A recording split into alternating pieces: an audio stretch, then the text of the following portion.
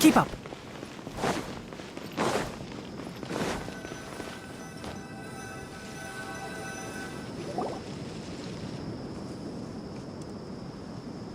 Although I've sent myself into exile, I'm still doing essentially the same things as before. Do you still have any questions for me before we start our investigation? One of my former subordinates told me that this title has its origins in a strange incident. The Academia has long exiled mad scholars to Aru Village. A mysterious phenomenon exists here.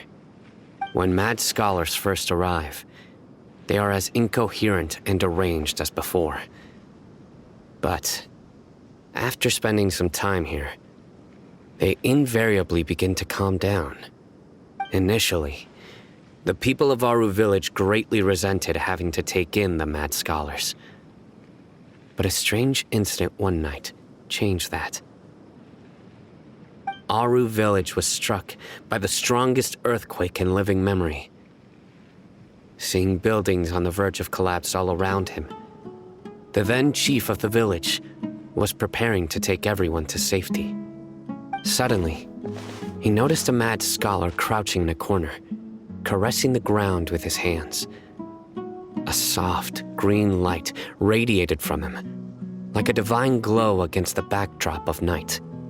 Despite the powerful tremors that ripped through the ground that night, all the houses remained upright, almost as if they had grown roots reaching deep into the ground. In the end, not a single building collapsed, and no one was hurt. After that, the people of Aru Village treated the mad scholars with greater kindness, and began to refer to them as the village keepers. A soft green light? A mad scholar protecting Aru Village? What do you make of it, Traveler? Paimon thinks so too. Actually, Sino, do you know if any of the mad scholars continued to wear their Akasha terminals at Aru Village? In theory, they would continue wearing them so the Academia could still monitor their activities. With that said, the main Akasha system would no longer have any interaction with them. Oh, no wonder! Everything makes sense then! Add in the fact that they calmed down, it was probably Nahida who calmed them. If you are able to draw a conclusion from this one story alone, then it appears you possess much more information than I do. So, what do you make of the story? Really? Lesser Lord Kusanali. What? You don't believe us? Lesser Lord Kusanali was definitely using the Akasha to give her power to the mad scholars! No, it's not so much that I don't believe you. I'm just struck by your reasoning.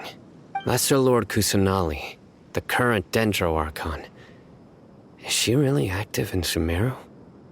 The Academia has always placed far greater importance on the late Greater Lord Rukkhadevata. They've more or less ignored Lesser Lord Kusanali, and I've never had any reason to doubt their views.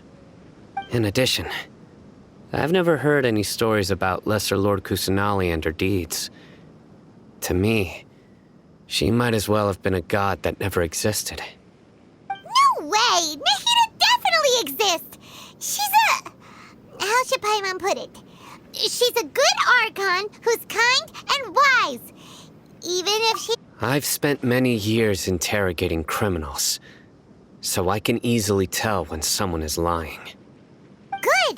Then you should know that we're telling the truth! That look in your eyes.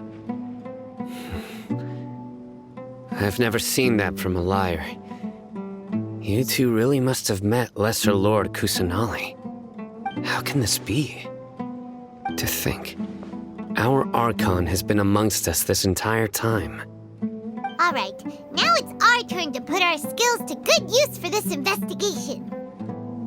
But easier said than done, especially since we don't have any leads. Maybe we can start by knocking on some doors.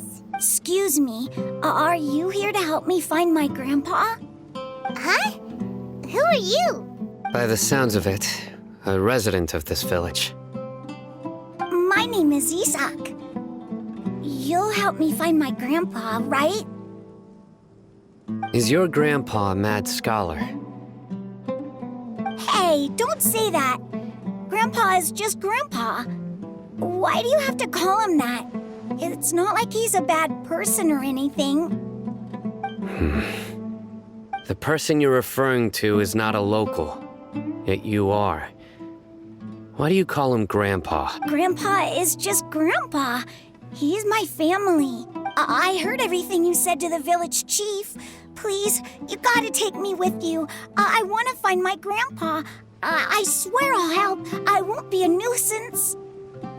Ah, so you're the one who was eavesdropping on us around the village chief's house. I was planning to go out and take care of whoever it was, but I had a vague feeling that they didn't harbor any ill intent. Whoa. Haven wasn't kidding about Matra having sharp senses. Sino, he's just a kid. All he wants is to find his grandpa. Let's find a way to help him. Sorry. I was only listening in because I wanted to know where Grandpa went. Honest. If you don't believe me, you can ask Miss Candace. All right. But first, let's confirm the facts with Candace.